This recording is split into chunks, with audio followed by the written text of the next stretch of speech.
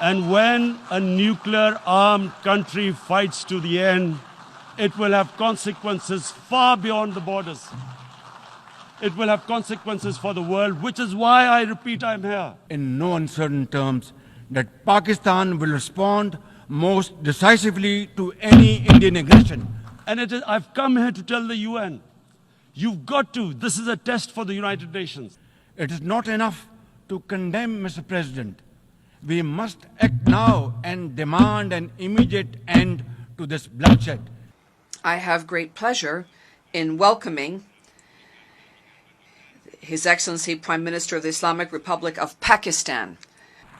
Prime Minister of the Islamic Republic of Pakistan, I request protocol to escort His Excellency and invite him to address the Assembly.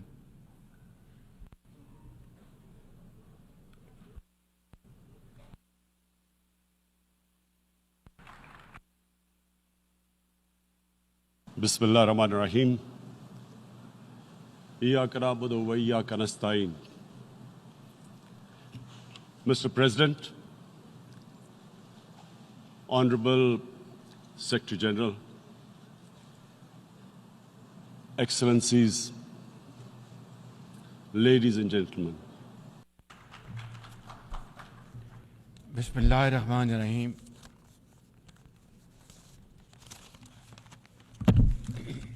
Mr. President,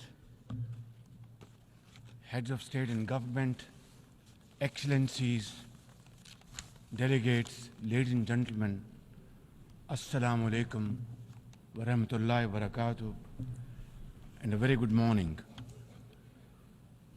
Qala ya abati inni raitu ahda ashara kawkaban wa shamsu wal qamar raituhu li sajidin.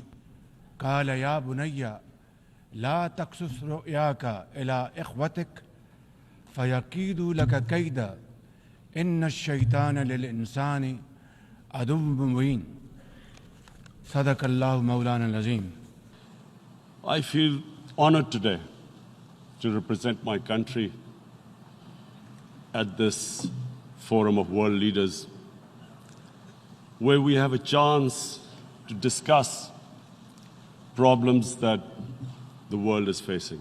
Mr. President, it's a matter of great honor for me to address the United Nations General Assembly for the second time as the Prime Minister of a country that has always been a proactive member of the UN Assembly. I want to talk about a lot of problems, but just 4 today.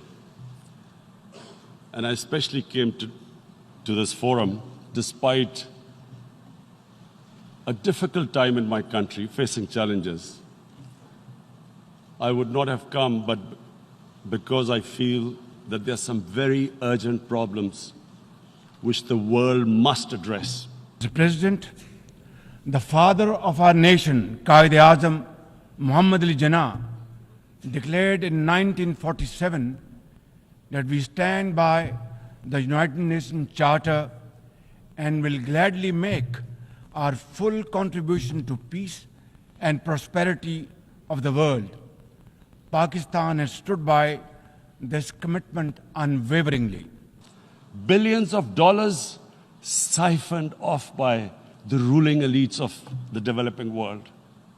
And they find their way into Western bank accounts, offshore accounts, tax havens, expensive properties hidden behind companies bought in Western capitals. Mr. President, this is devastating the developing world. This is causing more poverty, deaths. It's impoverishing the developing world. The difference between rich and poor countries is growing because of this. Money laundering, which happens because money leaves the poorer countries into rich countries, is not treated the same. Today, we are facing most daunting challenges to the world order.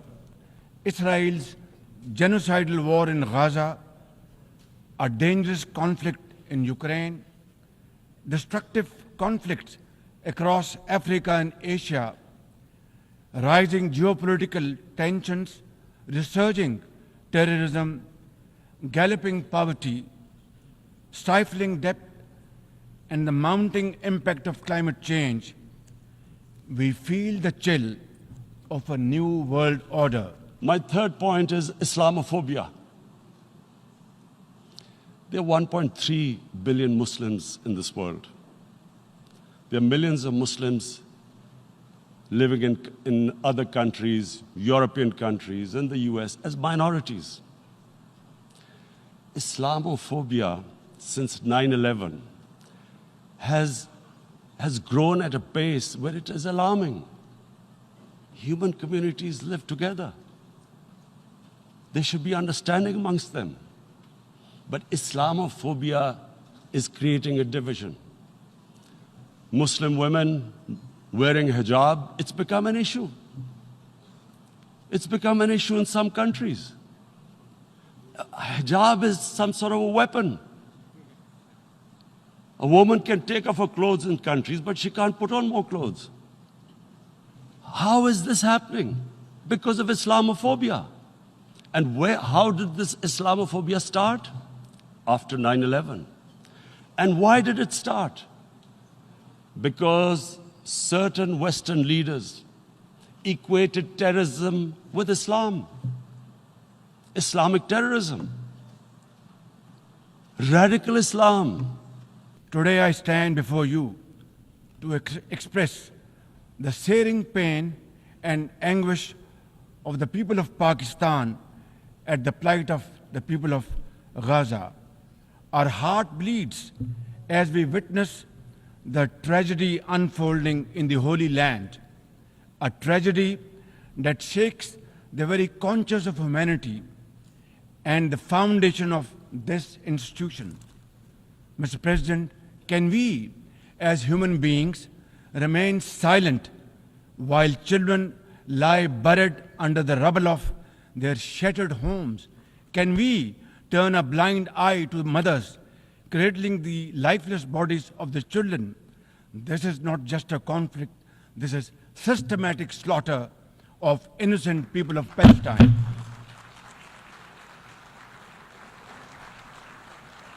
Ladies and gentlemen, an assault on the very essence of human life and dignity. The blood of Gaza's children stains the hands of not just the oppressors, but also those who are complicit in prolonging this cruel conflict. When we ignore their endless suffering, we diminish our humanity. It is not enough to condemn, Mr. President. We must act now and demand an immediate end to this bloodshed. We must remember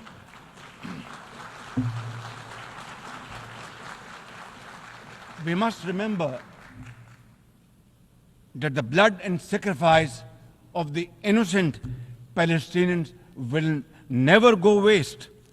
We must worry about their plight and difficulties and stand by them. We must work for a durable peace through the two-state nation.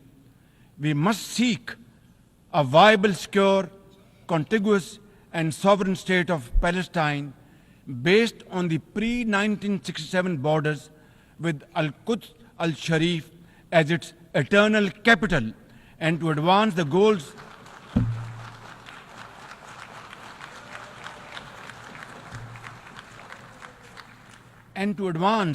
these goals, Palestine must also be immediately admitted as a full member of the United Nations. Mr. President, in a span of a few days, Israel's unrelenting bombing of Lebanon has killed over 500 people, including women and even small children.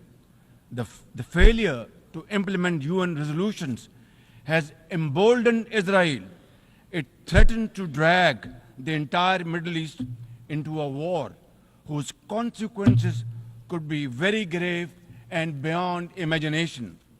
I blame a certain section of the people in the West who deliberately provoked this, knowing the impact it would have, but the majority of the people in the West didn't understand.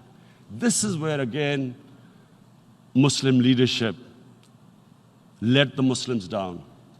We should have explained to them what our Prophet, peace be upon him, means to us. So in 1 minute, I'll try and explain what he means to us. Our Prophet was the witness to the divine book, the Holy Quran. The Holy Quran is the book of guidance for Muslims, and the Prophet's life was living the Quran. He was an example of what the Quran guided us to be. So he is the ideal we all try to get to. The Prophet created the state of Medina, the first state in Islam. That state was the basis of a Muslim civilization which became the predominant civilization for the next 700 years. Similarly, like the people of Palestine, the people of Jammu and Kashmir too have struggled for a century for their freedom and right to self-determination. Instead of moving towards peace, India has resiled from its commitments to implement the Security Council resolutions on Jammu and Kashmir. These resolutions mandate a plebiscite to enable the people of Jammu and Kashmir to exercise their fundamental right to self-determination. Ladies and gentlemen, since the 5th of August 2019, India has initiated unilateral illegal steps to impose what its leaders ominously call a final solution for Jammu and Kashmir. Day in and day out, 900,000 Indian troops terrorize the people of occupied Jammu and Kashmir with draconian measures including prolonged curfews, extrajudicial killings, and the abduction of thousands of young Kashmiris. At the same time, in a classic settler colonial project, India is seizing Kashmiri lands and properties and settling outsiders into occupied Jammu and Kashmir in their nefarious design to transform the Muslim majority into a minority. This hackneyed tactic is employed by all occupying powers, but it has always failed. In Jammu and Kashmir too, it shall fail by the grace of God. Ladies and gentlemen, The number 4th point, Mr. President, and this is the most critical point, is the reason why I specially came here. It is about what is happening in Kashmir. Before I go on this, I want to make one thing clear, that when we came to power, my first priority was that Pakistan would be a country which will try its best to bring peace. We had been through this war on terror. We joined the United States war on terror after 2001. And Pakistan went through one of its worst periods where 70,000 Pakistanis died and over 150 billion was lost to our economy. And Mr. President, I opposed the war because in the 80s, Pakistan had joined the Western countries in what was the freedom struggle then in Afghanistan against the Soviets. And it was funded by the Western countries. These Mujahideen groups, which were treated in guerrilla warfare, were trained by Pakistan Army, funded by the Western countries, and especially US, and they waged what was a freedom struggle in Afghanistan. The Soviets called them terrorists. We called them freedom fighters. The election campaign, Mr. Modi used words like, "This is just a trailer. The movie is about to start. I went into Pakistan and taught them a lesson." This was the election campaign. Okay, so we thought, Us politicians make all these statements to win elections. So, okay, after elections, we'll get back to our normal relationship. Well, the moment the elections ended, we approached India. No response. But then we discovered they were trying to push us in the FATF blacklist to bankrupt us. That's when we realized there was an agenda. And that agenda became obvious on the 5th August when India went against 11 United Nations Security Council resolutions which say that Kashmir is a disputed territory and the people of Kashmir have the right of self-determination. They went against that. They went against Simla Accord, which is about bilateral, sorting out our differences through bilateral means, went against that. They actually went against the Indian Constitution. Illegally, they revoked Article 370, which gave Kashmir the special status. They got an extra 180,000 troops there. Total number of security forces in Kashmir now are 900,000. And they put 8 million people of Kashmir under curfew. Ladies and gentlemen, the Kashmiri people are resolute in rejection of the false Indian identity. The New Delhi seeks to impose upon them very, very severe conditions, and atrocities are being committed every hour. India's policy of brutal coercion and oppression in occupied Kashmir has ensured that Burhan Wani's legacy continues to inspire the struggle and sacrifices of millions of Kashmiris. Inspired by the legitimacy of their epic struggle, they remain defiant. Their heart-wrenching stories remind us that behind every statistic lies a human life, a dream deferred, and a hope shattered. Even more worryingly, it is engaged in massive expansion of its military capabilities, which are essentially deployed against Pakistan. Its war doctrines envisage a surprise attack and a limited war under the nuclear overhang. Thoughtlessly, India has spurned Pakistan's proposals for a mutual strategic restraint regime. Its leadership has often threatened to cross the line of control and take over Azad Kashmir. Ladies and gentlemen, Mr. President, let me state in no uncertain terms that Pakistan will respond most decisively to any Indian aggression. And this ideology of hate is what murdered the great Mahatma Gandhi in 1948. It was this ideology of hate that made Narendra Modi in 2002 do a pogrom against Muslims in Gujarat when he was the chief minister. He allowed 3 days for these RSS goons who were inspired by the Hitler brown shirts. They actually wear brown shirts. This RSS, the Congress Home Minister gave a statement that in RSS camps, terrorists are being trained. And these terrorists butchered 2,000 Muslims and 150,000 Muslims were made homeless. Narendra Modi could not travel to the US because of that. And I need to make you understand this background before I explain to you that what sort of a mindset would lay siege to 8 million people with 900,000 troops. Women, children, sick people, locked in as animals. In fact, of what I know of England, if 8 million animals were locked in, the RSPCA would have made a lot of noise about it.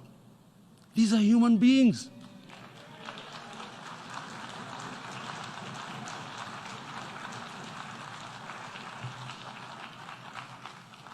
And, Mr. President, what comes with racial superiority, these illusions of Aryan superior race, is arrogance. The two go together. And it's arrogance that makes people make mistakes and do stupid things. Cruel things like what Narendra Modi has done. It's sheer arrogance. And it's arrogance that has blinded him from the fact that what is going to happen when the curfew is lifted? Has he thought about it? This hasn't been thought through. What is he going to do when he lifts the curfew? Does he think that people of Kashmir will quietly accept the status quo because India has changed the constitution and taken away the special status? They'll accept that? Mr. President, 100,000 Kashmiris have died in the past 30 years because they were denied the right given by the United Nations, the right for self-determination. 100,000 have died and 11,000 women have been raped.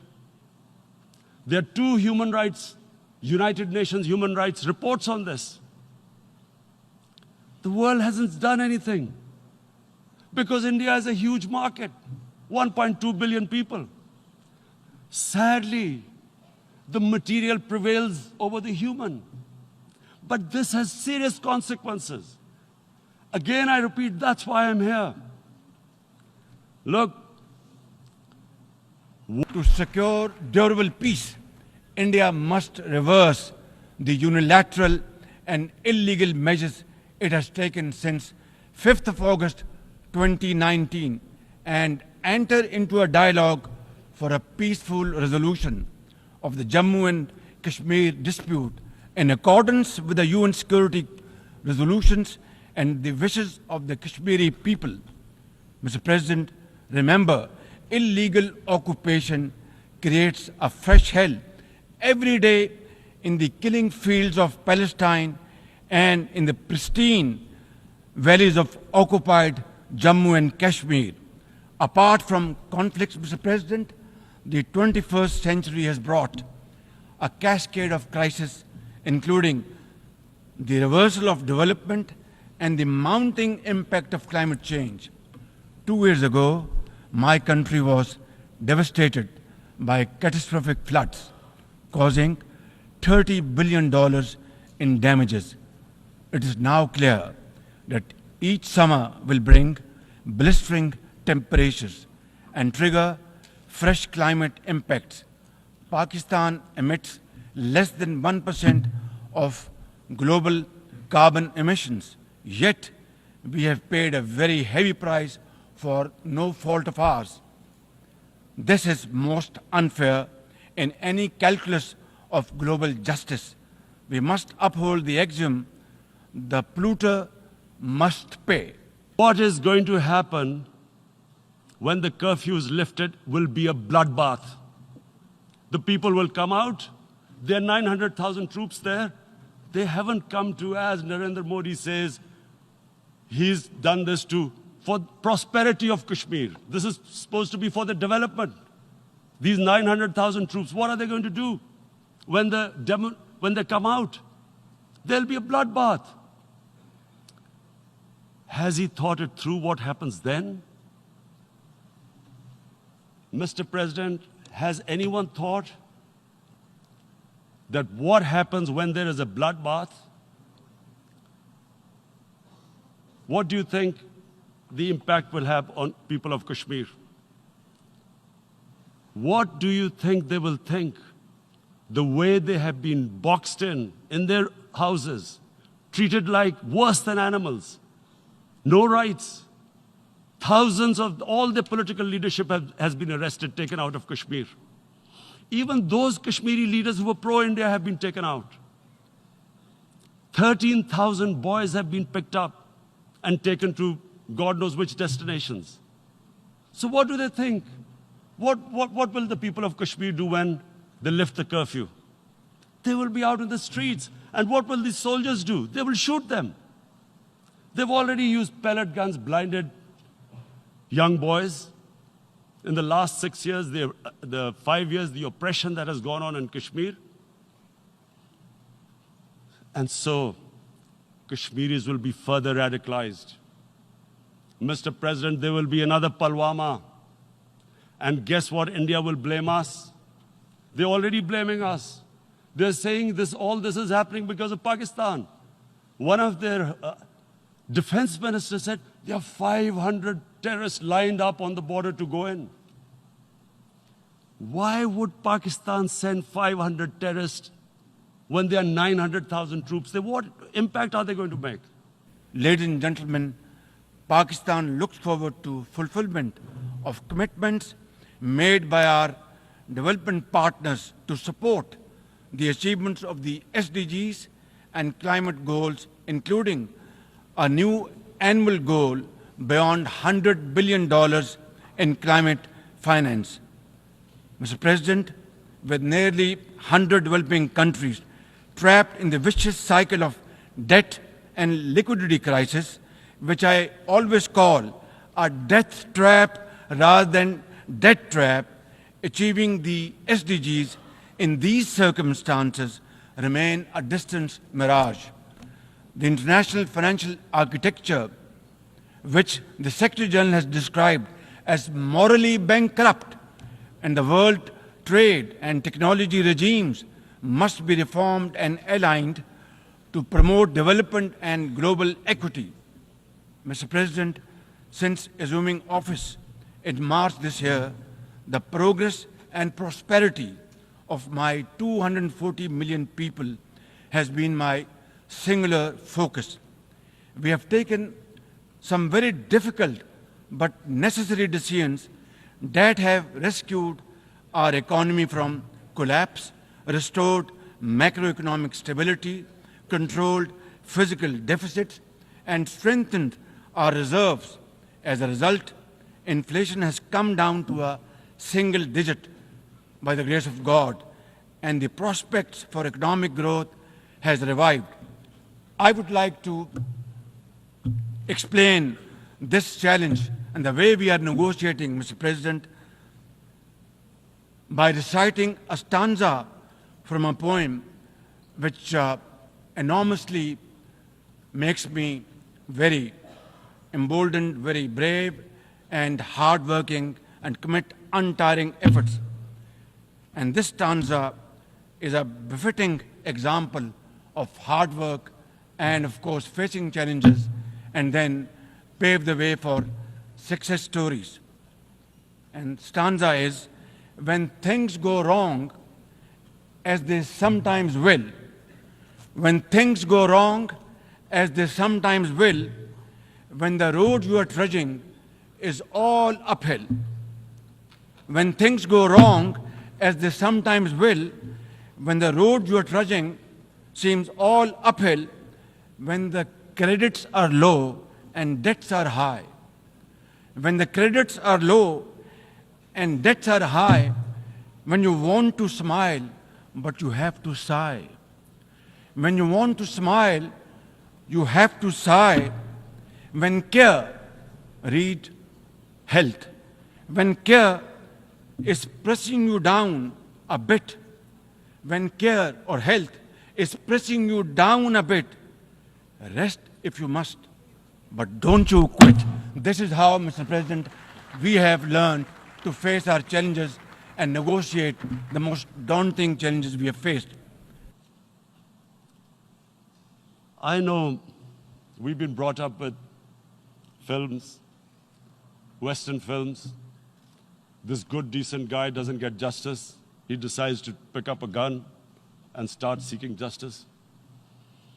There was a film made in New York, famous film called Death Wish. This guy gets mugged by and his family, his wife gets killed or something. He can't get justice. He picks up a gun and he goes around shooting muggers. And the whole cinema cheers him on. So what do you think the Muslims are thinking right now? If there is a bloodbath, there will be Muslims becoming radicals, not because of Islam, but because of what they will see, that there's no justice when it comes to Muslims. There were Rohingya Muslims, Myanmar, who are, God knows, almost 1 million people out, ethnic cleansing. What was the response of the world community? So what do you think will be the response of 1.3 billion Muslims? I picture myself. I'm in Kashmir. I've been locked up for 55 days. I have heard about, and there are rapes, Indian Army going into homes, soldiers. Would I want to live this humiliation? Would I want to live like that? I would pick up a gun. You're forcing people. You are forcing people into radicalization. When people lose the will to live, what is there to live for? And this is what, if you can do this to human beings, you are actually radicalizing people. And so, Mr. President, I want to repeat here, this is one of the most critical times. There will be a reaction to this. Pakistan will be blamed. 2 nuclear-armed countries will come face to face like we came in February. And before we head in that direction, the United Nations has a responsibility. This is why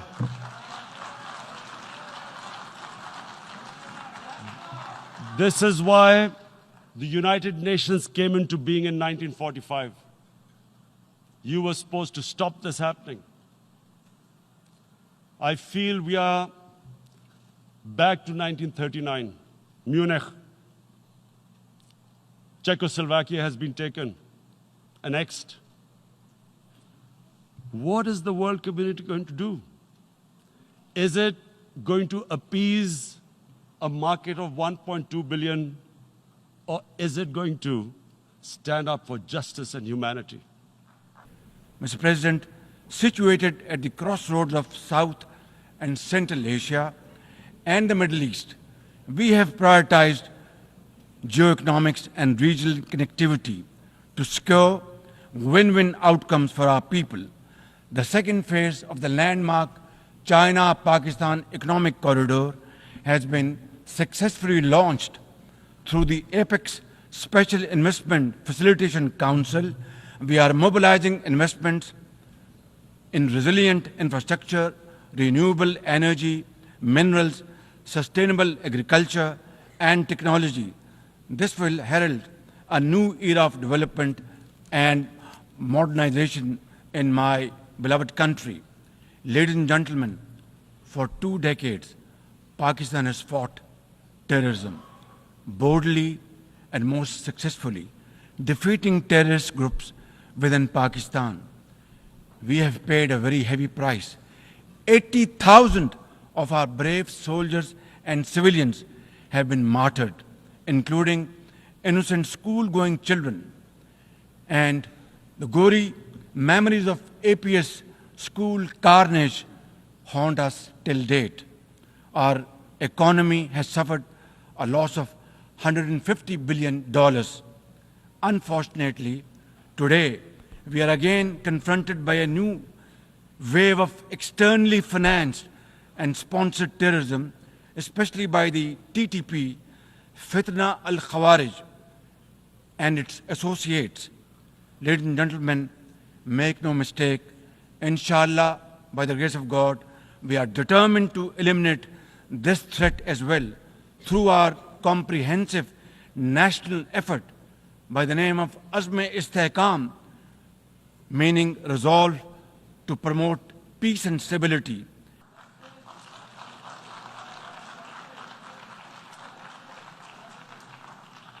If this goes wrong, you hope for the best, but be prepared for the worst. If a conventional war starts between the 2 countries, Mr. President, if a conventional war starts, and anything could happen, but supposing a country 7 times smaller than its neighbor, is faced with the choice. Either you surrender or you fight for your freedom till death. What will we do? I ask myself this question. We must carry with us a message for our people, that the weak are not voiceless, that the oppressed should not lose hope, that poverty is not preordained, and that Allah Almighty promise of justice and equality in our terrestrial home must be respected. I thank you all and thank you very much for your time. God bless you. And my belief is, La ilaha illallah, there is no God but one. And we will fight. And when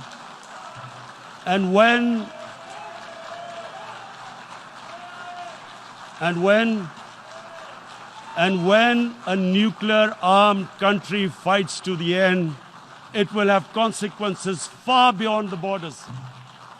It will have consequences for the world, which is why I repeat I'm here. Because I'm warning you, it's not a threat. It's a fair worry that where are we headed? And I've come here to tell the UN, you've got to, this is a test for the United Nations. You are the one who guaranteed the people of Kashmir the right of self-determination. They are suffering because of that. And this is the time. This is the time not to appease like in 1939 appeasement took place. This is the time to take action. And number one action must be that India must lift this inhuman curfew, which has lasted for 55 days. It must free all political prisoners, and especially those 13,000 boys that have been picked up. Parents don't know where they've disappeared. And then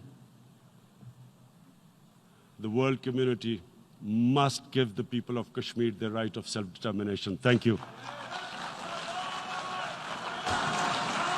En nombre de la Asamblea General agradezco